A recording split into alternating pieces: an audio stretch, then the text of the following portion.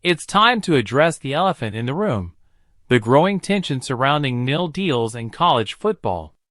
Players holding out and demanding more money is no longer a surprise, and it will only intensify as the years go on. We've already seen it with Nico Iamaleava at Tennessee, and this is just the beginning. If you think this issue is a one-off, think again. The unregulated rush for NIL dollars is reshaping the landscape, and it's going to continue. This isn't about blaming players or longing for the good old days. It's about recognizing the problem and finding a solution. College football's leadership, particularly the NCAA, failed to foresee the chaos that would ensue when they allowed unregulated NIL deals and free player movement.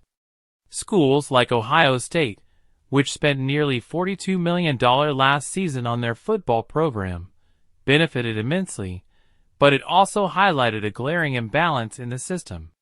The question is, how do we fix this? The answer lies in regulation, but it's a solution that college sports is reluctant to adopt. Treat players like employees. If we implemented employee status, contracts, and collective bargaining, the system would at least have structure.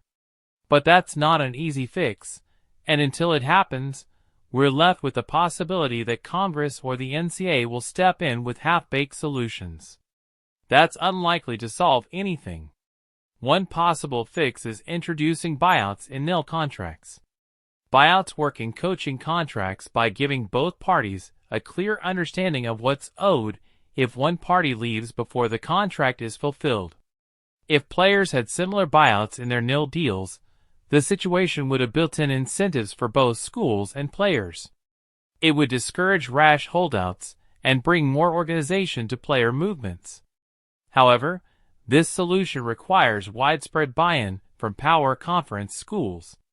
If buyouts were part of every major school's contract structure, players would think twice about holding out for more money. Schools would have a better understanding of the financial commitments, and the possibility of a smooth transition between teams would become a more realistic outcome. Of course, this approach isn't perfect, but it's a step towards solving the growing mess of NIL. It's not about vilifying players or the schools. It's about solving the problem with a framework that brings more structure to the chaotic system that's been created. The current state of college football is unsustainable. It's time for a solution, and introducing buyouts could be the way forward.